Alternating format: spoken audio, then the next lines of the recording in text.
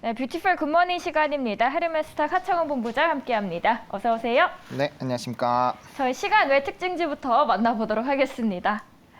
네, 시간에서 가장 눈에 띄는 테마는 오아시스 마켓의 코스닥 상장 추진 소식이었습니다. 위에 4기업 모두 같은 테마로 엮이는데요. 가장 많이 시간 외에서 움직인 지어소프트 종속회사인 오아시스가 코스닥 상장 시에 신주 모집 약 366만 주, 구주 매출 약 157만 주를 일반 공모할 예정이라고 공시를 했습니다. 구주 매출에 따른 양도 총액은 총 자산 대비해서 20.92%, 자기 자본 대비해서는 45%에 해당하는 규모인데요. 이렇게 되면 양도 후에 지어소프트는 오아시스의 지분 약 44%를 보유하게 됩니다. 시간 외에서 9.8% 상승했습니다. 태경 케미칼은 국내 1위 액체 탄산 기업으로 오아시스 상장과 연관이 되어 있는데요. 최근 비대면 재택근무 등으로 온라인 식품과 신선마켓 산업이 가파르게 성장하고 있죠. 신선도를 유지하기 위해서 드라이아이스 사용은 필수적이기 때문에 국내 점유율 1위인 태경 케미칼 또한 동반 성장하고 있습니다. 휴림 로봇은 시간 외에서 유일하게 로봇 관련주로 올라왔는데요. 삼성전자의 투자 기대 그리고 CES 모멘텀의 영향으로 시간 외에서 상승을 했습니다. 다만 어제 정규장에서는 하락했다는 점도 참고하시면 좋을 것 같습니다. 저희 쭉 시간 외 종목들 알아봤는데요. 이 안에서 눈에 띄는 종목 있으실까요? 네, 이 안에서 이제 태경 케미컬을 좀 선정을 했습니다. 말씀 주신 것처럼 이제 오아시스 신선식품 관련된 플랫폼이죠. 해당 부분이 좀 상장되는 부분으로 좀 부과가 되고 있는데 말씀 주신 것처럼 탄산가스와 드라이아이스 점유율이 1위 기업입니다. 그러다 보니까 뭐 관련된 사업에서의 좀 기대감이 생기면 거기에 따른 좀 수혜가 나타나지 않을까라고 보고 있고요. 특히나 드라이아이스 같은 경우는 이런 신선식품에 대한 수요가 높아지게 되면 자연스럽게 수요 자체가 늘어나게 돼서 거기에 따른 좀 수혜를 받을 수 있고요. 최근에는 뭐 용접용에 대한 이런 수요들도 늘어나고 있기 때문에 뭐 상당 부분 해당 이 수요의 확대는 지속적으로 좀 이뤄지지 않을까라는 기대감이 있는 상황입니다. 게다가 이제 액체 탄산에 대한 뭐 수혜도 좀 기대가 되고 있는데 아무래도 뭐 드라이아이스의 원재료이기도 하고요. 최근에 이제 생산 캐파를 35만에서 48만으로 또 확대가 될 것으로 예상이 되고 있기 때문에 이런 수요 확대에 따른 생산 확대는 결국에 이제 매출단의 상승으로 좀 이어질 수 있지 않을까라는 기대감이 좀 확대가 되고 있다라는 거 지켜보시면 좋을 것 같고요. 또 액체 탄산 같은 경우는 또 조선 쪽에서도 활용도가 높은데 최근에 다시 한번 이런 뭐 벌크선이라든지 이런 이 수주가 다시 한번 좀 나오지 않을까라는 기대감이 있는 상황이고 결국엔 IMO 2020 이후에 노후 선박들이라든지 뭐 친환경 선박으로의 전환은 계속적으로 나올 수밖에 없기 때문에 뭐 도크가 가득 차 있는 부분에서의 좀 수주 부담감은 있는 상황이지만 추후에 좀 시간이 지나면 또다시 관련된 수주가 또 확대가 될 수 있어서 이런 부분에서도 좀 수혜가 나타날 수 있지 않을까라고 보시면 좋지 않을까라고 생각하고 있습니다. 시간 외 특징주 안에서 저희 태경 케미칼 알아봤습니다. 가격 전략적으로는 어떻게 접근을 하면 좋을까요? 네, 뭐 사실 가격적인 부분은 지금 많이 내려와 있는 상황입니다. 그래서 뭐 전일 종가로 접근하셔도 크게 문제는 없지만 일단 1,800원까지 분할로 좀 접근해 보시면 조금 더 매수 단가가 좋아지지 않을까라는 관점이고요. 1차 목표가 같은 경우는 13,500원으로 이전에 조금 바닥에서 한번 상승이 나왔을 때 고점 라인이 걸렸던 라인이 해당 부분이어서 슈퍼 매물대들이 나오기 그 직전까지 한번 1차적으로 보셔도 괜찮지 않을까라는 관점이고요.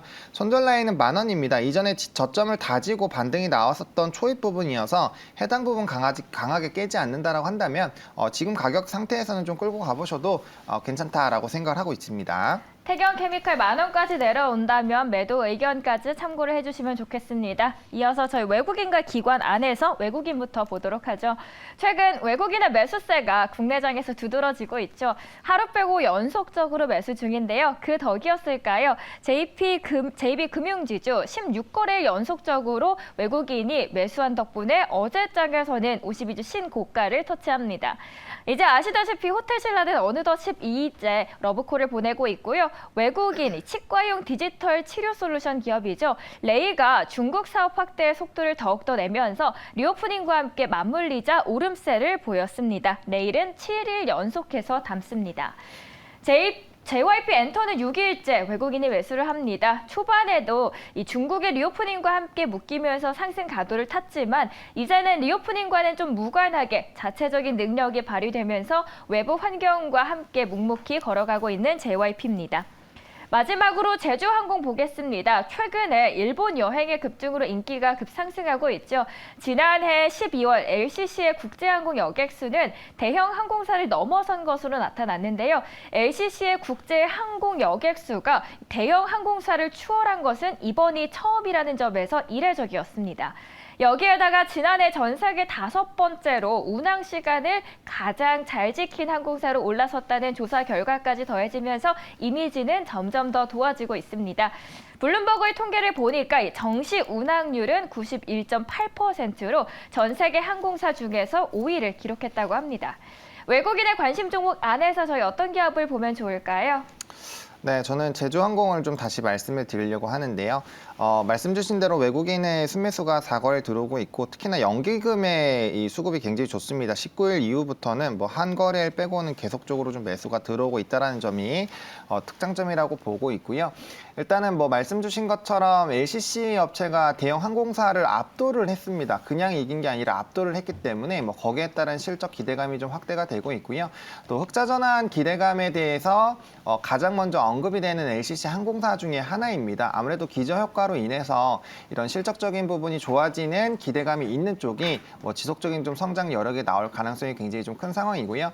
최근에 뭐 중국의 입국 단기 비자 발급 중단 같은 이슈가 있었지만 결국엔 집단 면역을 통해서 계속적인 이런 수요 확대는 나타날 수밖에 없다라는 관점으로 보고 있습니다. 그래서 그러한 관점에서 본다라고 한다면 계속적인 이런 수요가 나타날 수 있는 쪽 그리고 지금 현재 일본 쪽에 대한 비중이 가장 높고 그다음에 이 수요가 가장 높았던 제주항공이 아무래도 좀 부각이 되지 않을까라고 보고 있고요.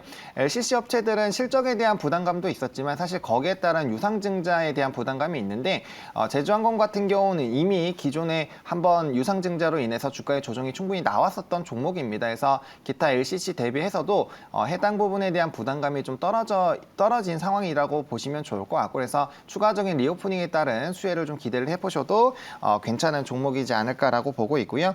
그래서 가격 전략 같은 경우는 지금 최근에 올라와서 이 단기 박스권을 매물대를 뚫어주면서 좀 만들어주고 있는데 매물대 하단 부분이 13,650원부터 14,300원까지 좀 분할로 접근을 해보시면 좋을 것 같고 사실 박스권으로 보신다면은 뭐 종가에서부터 접근하셔도 좀 충분히 괜찮은 상황입니다. 1차적인 목표가는 17,500원 좀 제시를 드리도록 하겠고요. 손절 라인 같은 경우는 11,700원으로 이전에 거래량 동반해서 상승했었던 이 초입 부분 깨지지 않으면 좀 끌고 가보시자라고 정리 드리겠습니다. LCC는 통상 유상증자 소식에 대한 부담감이 있는데 제주항공은 이미 주가에 선 반영되어 있는 만큼 그 부담은 덜하다라고 이야기를 해주셨습니다. 이어서 기관도 함께 보실까요? 카카오페이가 일주일째 기관의 바구니에 있습니다. 동일하게 매수세가 들어온 기업은 ISC도 있네요. 반도체 테스트 솔루션 기업이죠. 북미 주요 고객사 수주량이 전년 대비해서 50% 이상 증가하면서 작년에 이어서 올해도 높은 성장세를 유지할 것이라는 전망에 기관은 매수했습니다. ISC는 반도체 경기 둔화된 시점에도 불구하고 높은 성장세를 유지할 수 있었는데요. 고부가 가치 제품 수주가 크게 증가했기 때문입니다. 이어서 효성 TNC 보겠습니다. 기관이 6일째 매수합니다. 올해 1분기는 비수기임에도 불구하고 중국으로부터 수요가 증가하면서 작년 4분기 대비 적자를 큰 폭으로 줄이고 있습니다. 그 아래는 2차 전지 그리고 방산주 눈에 띄죠. 기관은 각각의 섹터에서 대장인 LG 에너지 솔루션 그리고 하나 에어로스페이스를 매수를 한 모습입니다. LG 에너지 솔루션은 이달 말 상장 첫 등을 맞아서 대규모 물량 출하 우려가 있었죠. 그런데 이제는 실적에 대한 불확실성이 사라지고 전기차 시장의 수요 전망이 기대만큼 나쁘지 않은 만큼 앞으로 주가 반등 여지가 충분하다는 것이 증권가의 일관된 분석입니다. 실제로 글로벌 전기차 수요 둔화 우려에도 테슬라와 폭스바겐 등 글로벌 고객사들의 수요는 여전히 탄탄한 모양입니다. 기관의 수급이 들어온 종목 중에서 저희 어떤 종목 볼까요? 네, ISC를 좀 보겠습니다. 기간의 좀 순매수 흐름들도 긍정적인 상황이고요. 뭐 연기금이나 사모펀드에 대한 수급 흐름도 최근에 좀 좋게 들어오고 있어서 좀 관심 있게 보시면 좋지 않을까라고 생각하고 있고요. 뭐 대표적인 소켓 업체고 뭐 실리콘 쪽에서는 뭐 점유율 1위 기업이다라고 보시면 좋을 것 같습니다. 앞으로 반도체 업황이 좀 좋아지게 된다라고 한다면 거기에 따라 이제 테스트 소켓에 대한 수요가 늘어날 수밖에 없고요. 업황이 굉장히 좀 부진했음에도 불구하고 말씀 주신 이제 이 비메모리 쪽에 대한 소켓 수요가 늘어나게 되면서 거기에 따른 좀 수혜를 받았습니다. 게다가 북미 고객사의 50%가 넘는 수주 확대 흐름들도 사실 외형 성장에 대한 기대감이 좀 확대가 되고 있고요. 뭐 실적적인 부분은 굉장히 좀 좋은 상황입니다. 근데 이제 반도체 전반적인 불안감이 있다 보니까 거기에 따라서 좀 억울하게 같이 주가가 눌린 부분이 있어서 해당 부분에서의 조금 회복 흐름들이 나타나게 된다면 뭐 충분히 뭐 ISC라든지 뭐 한미반도체 같은 종목군들은 충분히 좀 긍정적으로 보셔도 괜찮지 않을까라고 보고 있고 최근에 DDR5 관련된 소켓도 좀 개발이 됐는데 인텔의 사파이어 레피즈가 공개가 됐죠. 그래서 추후 2분기 이후부터 또 본격적인 만약에 생산이 나온다라고 한다면 뭐 거기에 따른 또 추가적인 소켓 기대감도 나올 수가 있고요. 매출처의 다변화 그리고 고객사의 다변화도 기대가 되고 있는 상황이어서 뭐 실적과 외형 성장들을 좀 보신다라고 한다면 충분히 좀 긍정적으로 보실 수 있는 종목이지 않을까라고 말씀을 좀 드리도록 하겠고요. 가격 전략 같은 경우는 지금 전고점 부분을 좀 다시 돌파를 해보려고 하고 있는 상황입니다. 해서 약간의 좀 조정이 나올 수 있어서 매수 같은 경우는 33,500원부터 35,000원까지 분할로 좀 접근을 해보시면 괜찮지 않을까라는 관점이고요. 1차로는 39,000원을 보고 있긴 하지만 사실 좀 중기로 끌고 가보신다고 한다면 저는 뭐 전고점 41,600원 충분히 좀 돌파 가능하다라고 보고 있고요. 손절 라인 같은 경우는 29,500원으로 이전 전저점 깨지 않으면 충분히 모아가셔도 괜찮은 종목이다라고 정리를 드리도록 하겠습니다. 네, 저희 바로 사모펀드로 넘어가겠습니다. 기관과 동일하게 매수한 기업이 보이는데요. LG엔솔 그리고 하나에어로스페이스 사모펀드 안에 들어와 있습니다.